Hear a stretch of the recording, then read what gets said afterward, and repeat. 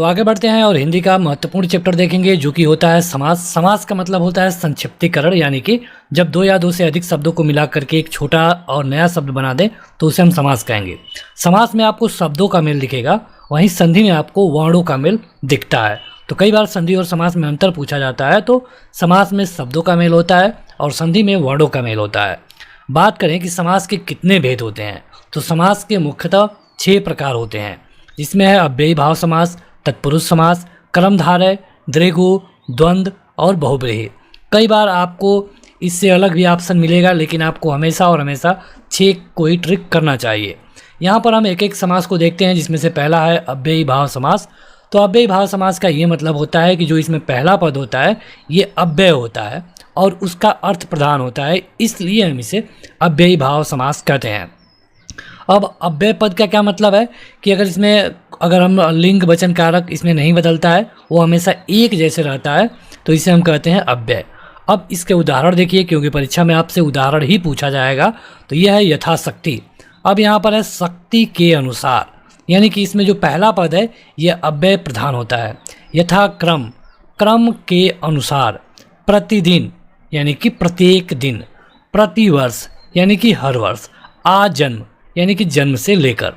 अव्ययी भाव समास को आप एक तरीके से और याद रख सकते हैं। आपको याद रखना होगा यथा, प्रति, इसके अलावा आ। अगर किसी भी समास में ये शब्द आपको दिख जाते हैं पहले, तो आप ये बता सकते हैं कि यहाँ पर कौन सा समास होगा, अव्ययी भाव समास होगा। यथाशक्ति, यथाक्रम, प्रतिदिन या फिर आजन्म, इस तरह का आ अगर आपको दिख जाए कहीं पे और समास पूछा जाए तो इसका मतलब क्या होगा, अव्ययी भाव समास होगा। दूसरा है तत्पुरुष समास। अब तत्पुरुष समास में क्या होता है, अव्ययी वाले में आपने देखा कि पहला पद अव्यय और प्रधान होता है, लेकिन तत्पुरुष में जो दूसरा पद है ये प्रधान होता है। जैसे देश के लिए भक्ति, राजा का पुत्र, राजा का महल, तो यहाँ पे दूसरा पद प्रधान होगा और ये जो शब्द होगा किसी कारक विभक्ति से जुड़ा होता है। कारक क्या होता है, तो देखिए कारक होता है कर्ता का ने, कर्ता ने कर्म को करण से संप्रदान के लिए, तो ये कारक होते हैं। कर्ता ने कर्म को करण से संप्रदान के लिए, आपादान से अलग, संबंध में का के की होता है और अधिकरण में पै पर होता है, लेकिन यहाँ पे केवल आपको संबंध तक ही पढ़ना होगा। तो तत्पुरुष समास में आपको पहचानने का ये तरीका है कि बीच में एक कारक होगा और जब समास बनेगा तो उस कारक का लोप हो जाएगा। इसके अलावा जो दूसरा पद होगा इसमें वो प्रधान होगा। जैसे कि देशभक्ति, तो इसको अगर हम समास के रूप में विग्रह करें तो इसका मतलब होगा देश के लिए भक्ति। राजपुत्र मतलब राजा का पुत्र, तो यहाँ पे जो बीच में कारक है इसका लोप हो रहा है और इसी से हमको पता चलेगा कि यहाँ पे कौन सा कारक है या कौन सा समास है। तो यहाँ पे है तत्पुरुष समास। अब तत्पुरुष समास के भेद कितने होते हैं, तो हमने आपको बताया कि यहाँ पर केवल आपको अधिकरण तक ही पढ़ना होगा, यानी कि कुल मिलाकर तत्पुरुष में 6 समास पढ़ने होते हैं, जिसमें से पहला है कर्म, दूसरा है करण, तीसरा है संप्रदान, चौथा है आपादान, पांचवा है संबंध और छठवां है अधिकरण। यहाँ पे कर्ता वाला समास आपको पढ़ने को नहीं मिलता है। ठीक, अब इनमें से एक एक के बारे में देखेंगे क्योंकि ये काफ़ी महत्वपूर्ण चैप्टर है। तो सबसे पहले बात करते हैं कर्म तत्पुरुष का। कर्म तत्पुरुष में क्या होता है कि यहाँ पर कर्म कारक छिपा होता है। जैसे रथ को चलाने वाला, गांव को गया हुआ, स्वर्ग को प्राप्त, देश को गया, जन को प्रिय। तो कर्म का क्या होता है, कर्ता का ने होता है और कर्म का क्या होता है, को होता है। ठीक, तो यहाँ पे कर्म तत्पुरुष समास में आपको को विभक्ति दिखेगी, ये कारक दिखेगा और इसका लोप आप देखेंगे। जैसे रथ चालक यानी कि रथ को चलाने वाला, तो यहाँ पे कौन सा कारक है, कर्म कारक है। विभक्ति के अनुसार आपको पहचानना होगा।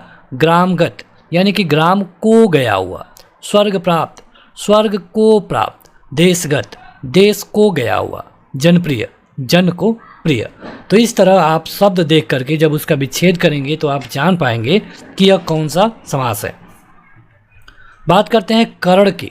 तो यहाँ पे आप देखते हैं कि करण में क्या होता है कि से आपको शब्द देखने को मिलता है। ठीक, यहाँ पे करण कारक का बोध होगा और दोनों के बीच में से या फिर के द्वारा विभक्ति होती है।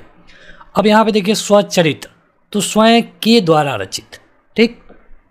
या फिर स्वयं द्वारा रचित, मन चाहा यानी कि मन से चाहा, शोकग्रस्त, शोक से ग्रस्त, धनहीन यानी कि धन से हीन, रस भरा यानी कि रस से भरा, भयाकुल यानी कि भय से आकुल। तो करण तत्पुरुष समास में आपको विभक्ति जो दिखेगी ये करण की होगी और इसमें क्या होता है, या तो से होता है या फिर के द्वारा होता है। तो इस प्रकार आप पहचान पाएंगे कि ये कौन सा समास है। तो तत्पुरुष है और तत्पुरुष में कौन है, तो करण है। क्यों, क्योंकि यहाँ पे जो विभक्ति होगी ये या तो से होगी या फिर के द्वारा होगी। आगे बढ़ते हैं। तो यह है संप्रदान तत्पुरुष, और संप्रदान में क्या होता है कि के लिए विभक्ति का लोप होता है। जैसे विद्यालय यानी कि विद्या के लिए आलय, रसोई घर, रसोई के लिए घर, विश्राम गृह, विश्राम के लिए गृह, प्रयोगशाला, प्रयोग के लिए शाला, देशभक्ति, देश के लिए भक्ति। तो परीक्षा में आपसे बस देगा कि प्रयोगशाला में बताइए कि कौन सा समास है।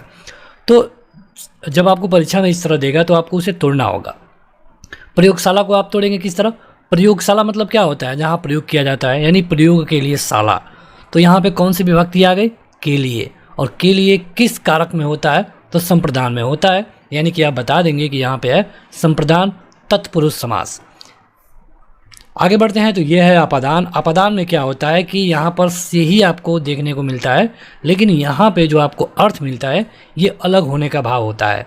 करण में अगर आप देखेंगे तो करण में भी आपको से देखने को मिलता है, लेकिन यहाँ का से ये मतलब होता है कि आपको उसके साथ जोड़ता है। जैसे इस बस से स्कूल कोई जाता है तो बस के साथ जा रहा है, लेकिन अगर यहीं पे कोई ये कहे कि पेड़ से पत्ता गिर रहे हैं तो वहाँ पर अलग होने की बात होती है। पेड़ से पत्ता अलग होके गिर रहे हैं तो वहाँ पे अपादान होगा।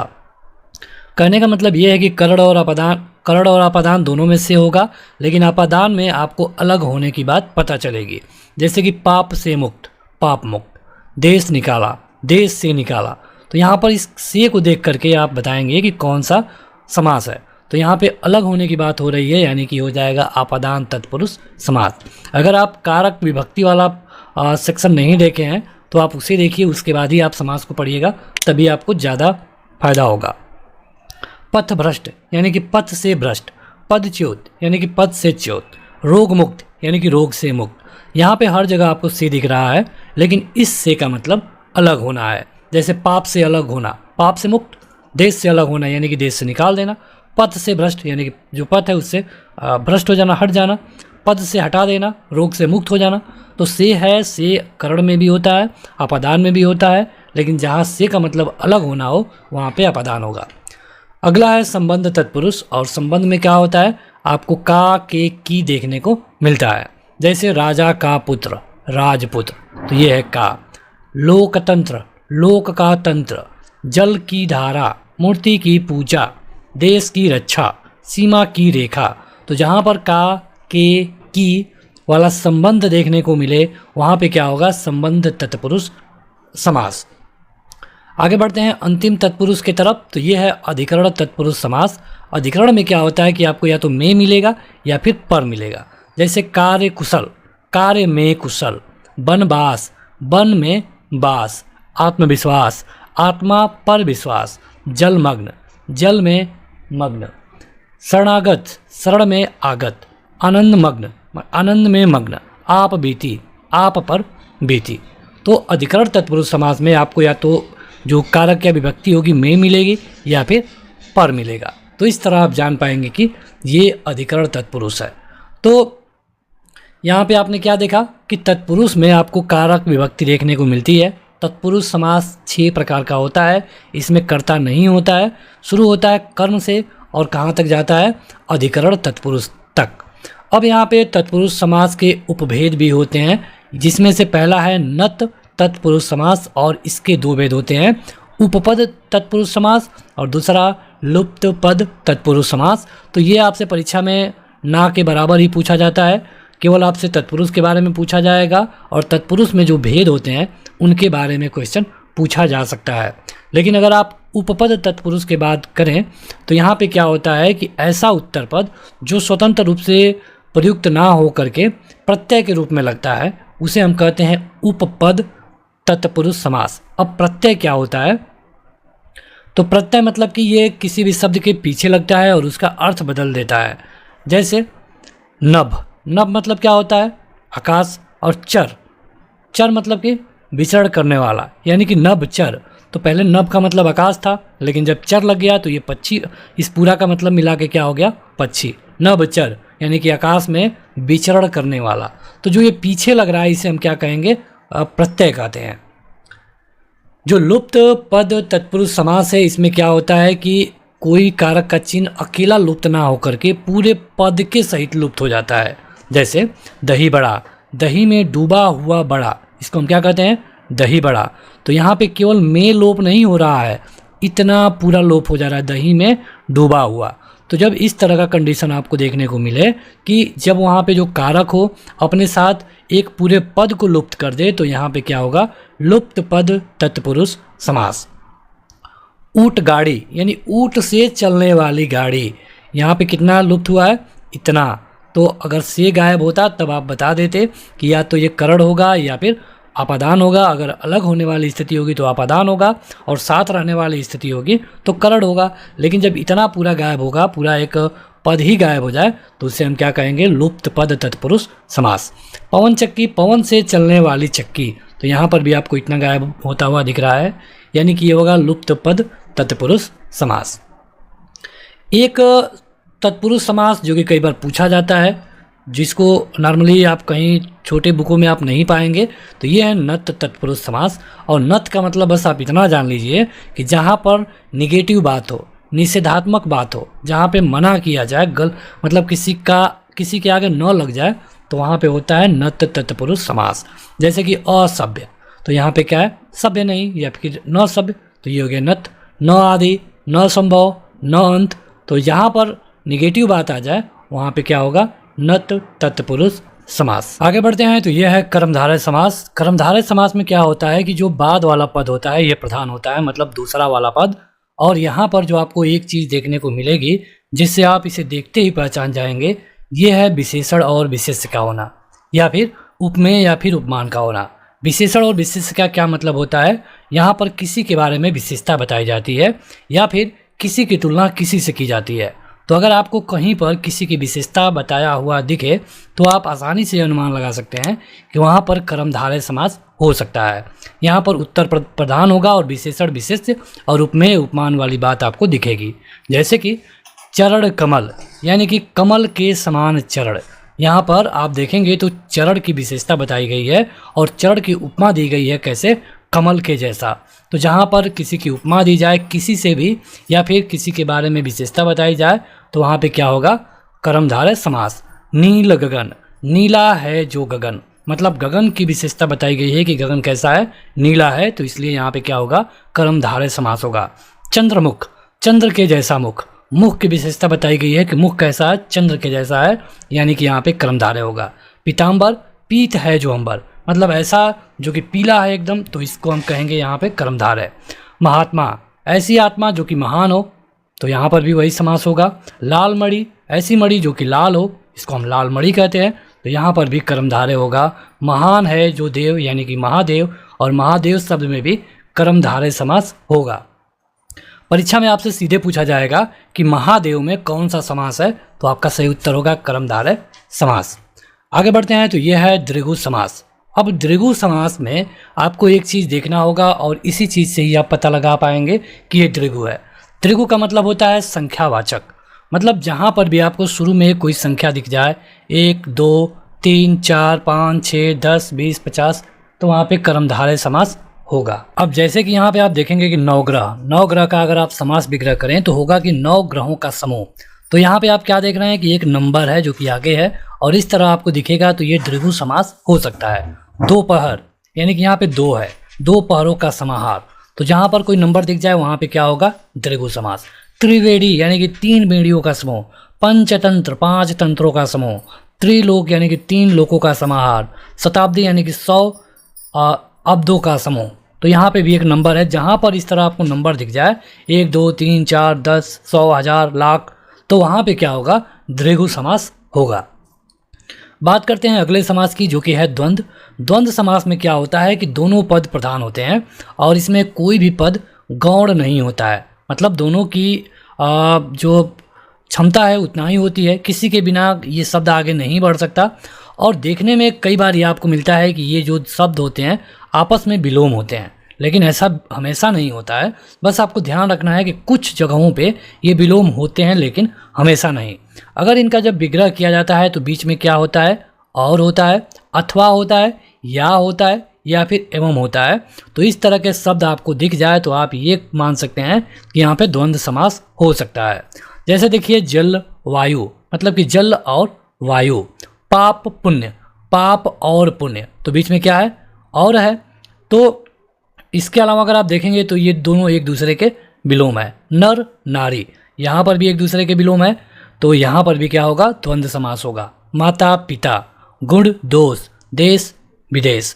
तो बस आपको ये जानना है कि इनके बीच में और होगा, अथवा होगा, या फिर एवं हो सकता है, और दोनों पद प्रधान होते हैं, तो इन्हें हम क्या कहते हैं, द्वंद्व समास। बात करते हैं अगले समास की, और यह है बहुब्रीहि समास। अभी आपने देखा जो द्वंद्व समास, तो इसमें दोनों पद प्रधान होते हैं, मतलब बिना किसी एक के काम नहीं चलने वाला। लेकिन बहुब्रीहि समास में कोई भी पद प्रधान नहीं होता है। जो 2 या फिर 3 पद होते हैं उनमें से कोई प्रधान नहीं होता है। यहाँ पर सबसे बड़ी चीज़ जो पहचानने की है, इसमें जो 2 पद होंगे मिलकर किसी तीसरे वाले के बारे में बात करते हैं। तो अगर कहीं पर आपको ऐसा दिखे कि जहाँ पर 2 पद मिल करके किसी तीसरे के बारे में बात करें, तो वहाँ पर क्या होता है, बहुब्रीहि समास। जैसे कि अगर हम कहें कि नीलकंठ, मतलब नीला है कंठ जिसका, तो अगर कोई आपसे कहे कि नीलकंठ, तो आपको क्या दिमाग में आएगा, नीलकंठ हम किसे कहते हैं, भगवान शिव को। तो किसी ने कहा नीलकंठ, और नीलकंठ से ही आपके दिमाग में आ गया भगवान शिव, तो नीलकंठ का विच्छेद होगा नीला है कंठ जिसका। तो यहाँ पर नीला है कंठ किसका, तो यह है शिव। यानी कि एक शब्द है नीला, एक शब्द है कंठ, लेकिन दोनों मिलकर के किसी तीसरे व्यक्ति की तरफ इशारा कर रहे हैं, और ऐसा अगर होता है तो इसे हम कहेंगे बहुब्रीहि समास। अगर हम कहें कि लंबोदर, लंबा है जिसका उदर, मतलब जिसका पेट लंबा हो, तो इससे हम लंबोदर किसको कहते हैं, गणेश को। भगवान गणेश को हम क्या कहते हैं, लंबोदर। यानी कि लंबोदर कहीं किसी को कहते हैं तो इसका मतलब कि ये भगवान गणेश की बात हो रही है। दशानन, मतलब जिसके 10 आनन हो, जिसके 10 सिर हो, तो इसे हम क्या कहते हैं, रावण को हम केवल दशानन कहते हैं। उसी तरह चतुर्भुज, चतुर्भुज में क्या है, ये विष्णु है और पीताम्बर, यानी कि पीले हैं वस्त्र जिसके, यानी कि कृष्ण के बारे में हम बात कर रहे हैं। कृष्ण को हम पीताम्बर भी कहते हैं। चक्रधर, चक्र को धारण करने वाला, यानी हम विष्णु की बात करते हैं। परीक्षा में कैसे पूछा जाएगा, परीक्षा में इस तरह होगा कि नीलकंठ में कौन सा समास होगा। वहाँ पे आपको ये शिव या फिर नीला है कंठ जिसका, ये कुछ भी देखने को नहीं मिलेगा। तो नीलकंठ में कौन सा समास होगा, तो अगर आप प्रैक्टिस किए होंगे, इसका जो क्वेश्चन आता है, तो आप जान पाएंगे कि नीलकंठ मतलब होगा कि नीला है कंठ जिसका, और नीलकंठ हम कहते हैं भगवान शिव को। तो इस तरह जब तीसरे व्यक्ति की तरफ इशारा हो रहा है तो वहाँ पे क्या हो जाएगा, बहुब्रीहि समास। अब कर्मधारय और बहुब्रीहि में आपको अंतर समझना होगा। वैसे ये बहुत कम ही बार आपसे परीक्षा में पूछा जाएगा। जब इस तरह के हार्ड क्वेश्चन बनेंगे तो वहाँ पर या तो कर्मधारय विकल्प में होगा या फिर बहुब्रीहि। ठीक, अब यहाँ पे देखिए, अगर हम देखें तो यहाँ पे नीलकंठ, नीलकंठ को अगर आप देखेंगे तो इसमें जो पहला पद है ये एक विशेषण की तरह काम कर रहा है। जैसे कि ऐसा कंठ जो नीला हो, अगर हम कहें नीलकंठ, तो नीलकंठ का क्या मतलब, ऐसा कंठ जो नीला हो, यानी कंठ की विशेषता बताई जा रही है। तो जहाँ पर कंठ की विशेषता बताई जा रही है, किसी की भी विशेषता बताई जा रही है, वहाँ पे क्या होगा, कर्मधारय होगा। तो नीलकंठ में आपका क्या हो जाएगा, कर्मधारय समास। लेकिन अगर वहाँ पर ये मतलब है कि नीलकंठ मतलब कि नीला है जिसका कंठ, यानी कि भगवान शिव, तो वहाँ पे क्या हो जाएगा, बहुब्रीहि समास। तो ये जो डिफरेंस है आपको वाक्य को पढ़ने के बाद ही पता चलेगा। जैसे वहाँ पे दिया गया हो कि नीलकंठ कौन है, किस भगवान को नीलकंठ कहा जाता है, तो वहाँ पे जाहिर सी बात है कि उस नीलकंठ का मतलब भगवान शिव है, तो वहाँ पे क्या होगा, बहुब्रीहि समास होगा। आगे बढ़ते हैं तो आगे इसमें देखेंगे द्विगु और बहुब्रीहि में अंतर। तो द्विगु में आपने क्या पढ़ा, तो द्विगु में आपने ये पढ़ा था कि इसके आगे कोई नंबर होगा, 1 2 3 4, जैसे कि चतुर्भुज, 4 भुजाओं का समूह। और लेकिन अगर चतुर्भुज लिखा है कि वहाँ पे चतुर्भुज भगवान के द्वारा सृष्टि की रचना की गई, तो वहाँ पे इसका मतलब है कि किसी भगवान के द्वारा। तो यहाँ पे जब इस तरह का वाक्य होगा कि चतुर्भुज के द्वारा पृथ्वी की स्थापना की गई, मतलब ब्रह्मा के द्वारा पृथ्वी की स्थापना की गई, तो इस चतुर्भुज का प्रयोग कहाँ हो जाएगा? बहुब्रीहि समास में। लेकिन अगर किसी की 4 भुजाएं हैं तो वहाँ पे केवल होगा द्विगु समास। तो ये छोटे छोटे डिफरेंस है, आपको परीक्षा में परेशान नहीं करेंगे, क्योंकि इसके जो विकल्प होते हैं उसमें या तो अगर चतुर्भुज पूछा जाएगा तो या तो विकल्प में द्विगु होगा या फिर बहुब्रीहि होगा। अगर दोनों होंगे तो इसका एक पूरा वाक्य दिया होगा और उस वाक्य को पढ़ करके आपको जानना पड़ेगा कि दिए गए चतुर्भुज का मतलब किसी व्यक्ति से है या फिर ब्रह्मा से। द्विगु और क्रमधारय में अंतर, तो उसी तरह देखिए द्विगु में क्या होता है, आगे नंबर आपको देखने को मिलता है, लेकिन अगर कहीं पर कोई विशेषता बता रहा है तो वहाँ पे क्रमधारय हो जाएगा। तो अगेन इस तरह का क्वेश्चन आपसे परीक्षा में कई बार पूछा गया है। एक दो उदाहरण देख लेते हैं। जलमग्न में आपको बताना है कि कौन सा समास होगा। तो जलमग्न का विच्छेद करेंगे तो क्या होगा? जल में मग्न, ठीक। और में किस में आता है? तो यह एक कारक है, और जो भी कारक वाले समास होते हैं ये होते हैं तत्पुरुष में। लेकिन अगर आपसे ये पूछ लिया जाए कि तत्पुरुष में जलमग्न कौन सा तत्पुरुष है, क्योंकि तत्पुरुष में 6 होते हैं, तो ये हो जाएगा अधिकरण तत्पुरुष समास। ये क्वेश्चन जो आप देख रहे हैं ये परीक्षा में पूछा जा चुका है। जिस समास में दूसरा शब्द प्रधान रहता है उसे हम क्या कहते हैं? आपके ऑप्शन है अव्ययी भाव, तत्पुरुष समास, द्वंद्व समास या फिर बहुब्रीहि समास। अगर आपने इस वीडियो को सही से देखा होगा तो आप अपना उत्तर कमेंट करके बता पाएंगे। फिलहाल इस वीडियो में इतना ही। Thank you.